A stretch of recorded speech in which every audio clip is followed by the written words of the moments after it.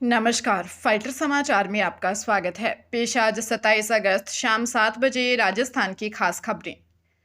राजस्थान में one state one election के तहत पहली बार 2026 के निकाय चुनाव हो रहे हैं और आज से नामांकन भरना शुरू हो गया है। दोनों प्रमुख दल भाजपा और कांग्रेस ने अभी टिकट फाइनल नहीं किए हैं और ये 28 या 29 अगस्त को मिलने की संभावना है। कुल 10,245 वार्डों के लिए करीब 300 निकायों में 12 से अधिक बड़ी पार्टियों की ओर से घोषित प्रत्याशियों के नामांकन में 48 घंटे के अंदर प्रमुख दलों के पास करीब 1 लाख लोगों ने पार्षद के लिए टिकट मांगे हैं। प्रत्याशियों के नामांकन 31 अगस्त तक भरे जा सकेंगे। जयपुर, पाली और सीकर में वोटिंग की तिथियां बदली गई हैं। पाली नगर निगम में जैन समाज के पर्युषण महापर्व को देखते हुए 9 सितंबर की बजाय 11 सितंबर को वोटिंग होगी, जबकि सीकर के फतेहपुर में 11 की बजाय 9 सितंबर को मतदान होगा।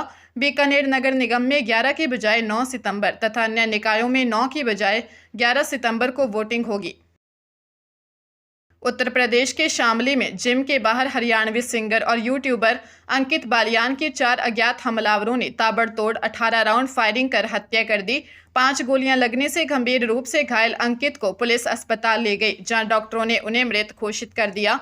हत्या की यह वारदात आर्यपुरी नाला पटरी पर हुई। घटना के बाद गुस्साए परिजनों और समर्थकों ने दिल्ली मुजफ्फरनगर रोड पर शव रखकर जाम लगा दिया और प्रशासन के खिलाफ विरोध प्रदर्शन किया। मेरठ जोन के एडीजी और सहारनपुर रेंज के डीआईजी सहित आला अधिकारियों ने मौके पर पहुंचकर परिजनों को निष्पक्ष जांच और जल्द कार्रवाई का आश्वासन दिया, जिसके बाद जाम खुला। पुलिस सीसीटीवी फुटेज खंगाल रही है और शुरुआती जांच में हरियाणा के शूटर्स के शामिल होने का शक जताया जा रहा है।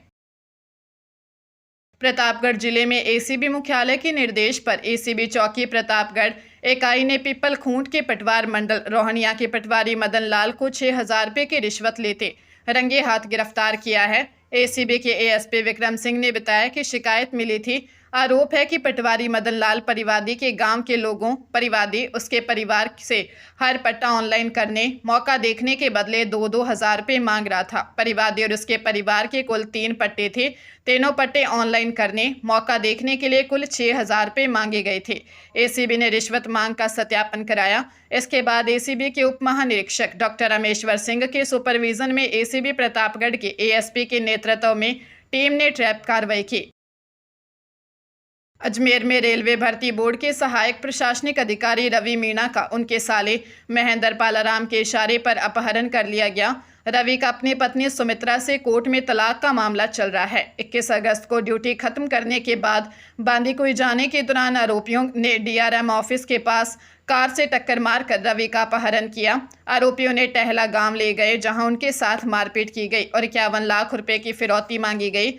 अपहरणकर्ताओं ने रवि की मां सामंती देवी से फोन करवाकर पैसों का दबाव भी बनाया। 5 दिन बाद पुलिस ने रवि को बांदीकुई से सकुशल दस्तयाब कर मास्टरमाइंड साले महेंद्र को गिरफ्तार कर लिया। पुलिस मामले की गहनता से जांच कर रही है और आरोपी महेंद्र से कड़ी पूछताछ की जा रही है।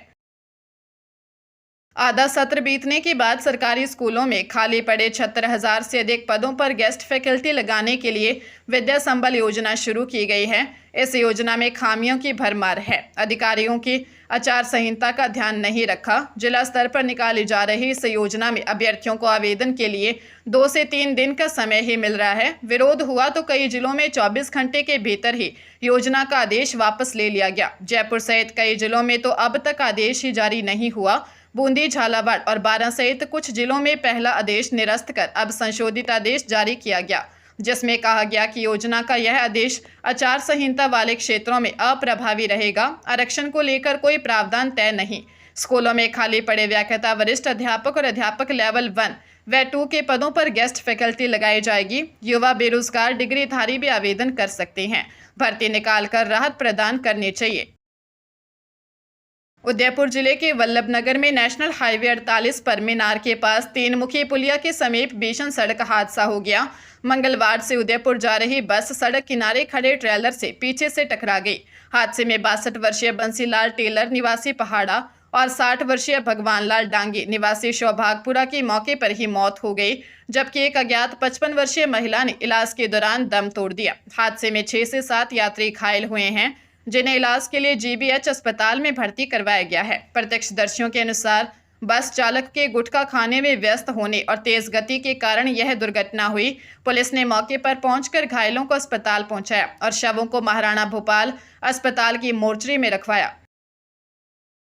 राजस्थान विधानसभा में नेता प्रतिपक्ष टीकाराम जूली ने सर्वोच्च न्यायालय द्वारा अरावली पर्वतमाला के संरक्षण के लिए गठित हाई पावर्ड कमेटी को पत्र लिखकर हालिया राजस्थान दौरे की कार्यप्रणाली पर सवाल उठाए हैं। जूली ने कमेटी के सीमित दायरे पर आपत्ति जताते हुए पूछा कि राजस्थान के बेहद कम जिलों का दौरा क्यों किया गया। उन्होंने अरावली क्षेत्र के विनाश से प्रभावित ग्रामीण और आदिवासी समुदायों की चिंताओं को प्रमुखता से रेखांकित किया।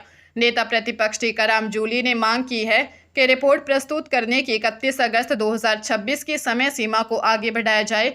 उन्होंने स्पष्ट किया कि जब तक राजस्थान, दिल्ली, हरियाणा, उत्तर प्रदेश और गुजरात के सभी 64 अरावली जिलों और मथुरा के प्रभावित लोगों के साथ सार्थक संवाद पूरा नहीं हो जाता, तब तक कमेटी कोई अंतिम फैसला न ले। जयपुर के जवाहर सर्किल थाना पुलिस ने 29 दिन बाद नेपाली गैंग द्वारा घर में घुसकर बंधक बनाने और लूट की वारदात का खुलासा करते हुए यूपी नेपाल बॉर्डर बहराइच से सतवीर सिंह, मन बहादुर और प्रदीप कुमार यादव को गिरफ्तार किया है। गैंग का तरीका नौकर बनकर एंट्री लेने और 15-20 दिन तक परिवार की रैकी कर वारदात को अंजाम देना था। 29 जुलाई की सुबह आशीष गुप्ता के उत्तराखंड जाने के दौरान 3 आरोपियों ने उनके बेटे राघव गुप्ता को बंधक बनाकर करीब 5 लाख रुपए नगद, सोने, हीरे के आभूषण और घड़ियां लूट ली थी। पुलिस टीमों ने दिल्ली, यूपी और बेंगलुरु समेत कई जगहों पर 10,000 किलोमीटर तक पीछा कर तकनीकी जांच से आरोपियों को दबोचा। हालांकि लूटा गया माल फिलहाल बरामद नहीं हो पाया है। पुलिस आरोपियों से सख्ती से पूछताछ कर रही है। पंजाब के जलंधर के तारा सिंह एवेन्यू में 24 जनवरी 2023 को हुई 49 वर्षीय कमलजीत कौर पप्पी की सनसनीखेज हत्या के मामले में एडिशनल सेशन जज विशेष कंबोज की अदालत ने लुटेरे राम कमलेश कुमार उर्फ लंबू को उम्र कैद और 1,55,000 रुपये जुर्माने की सजा सुनाई है। मुकदमे की सुनवाई के दौरान मुख्य आरोपी के साथी राम कुमार की जेल में पहले ही मौत हो चुकी है। मृतका के बेटे सतबीर सिंह ने अदालत को गवाही देते हुए बताया कि वह घटना के वक्त घर में था और आरोपियों ने उसकी मां पर जानलेवा हमला किया था, जिसके बाद बदमाश घर से सोने के जेवर, मोबाइल और सीसीटीवी कैमरों का डीवीआर लूटकर फरार हो गए थे। पुलिस ने इस मामले को गंभीरता से सुलझाते हुए आरोपियों को गिरफ्तार किया था और अदालत के इस कड़े फैसले से मृतका के परिवार को न्याय मिला है।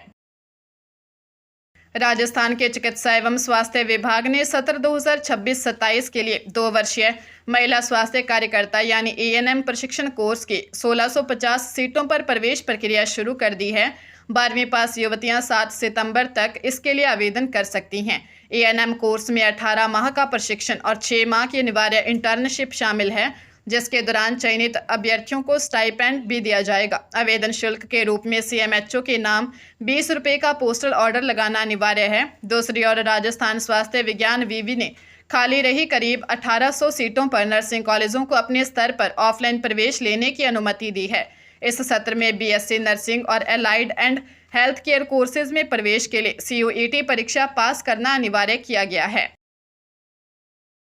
हरियाणा के नूंह जिले के पढ़ीनी गांव में लगभग 8 साल पुराने गर्भवती पत्नी आरती की हत्या के मामले में अतिरिक्त सत्र न्यायाधीश संदीप चौहान की अदालत ने दोषी पति राजपाल को आजीवन कारावास की सजा सुनाई है। साथ ही दोषी पर 50,000 रुपये का जुर्माना भी लगाया है। मामले की सुनवाई के दौरान अभियोजन पक्ष ने साक्ष्यों के आधार पर इसे पूर्व नियोजित हत्या साबित किया। कोर्ट ने माना कि आरोपी अपनी पत्नी को सुनसान जंगल में ले गया और वहां इस जघन्य वारदात को अंजाम दिया, जिससे उसकी मंशा स्पष्ट होती है। दहेज हत्या के आरोपों के बीच बचाव पक्ष की दलीलों को खारिज करते हुए अदालत ने अपराध की गंभीरता को देखते हुए यह फैसला सुनाया। वर्ष 2018 से जेल में बंद आरोपी को सजा मिलने से मृतका के परिजनों को आखिरकार न्याय मिल गया है।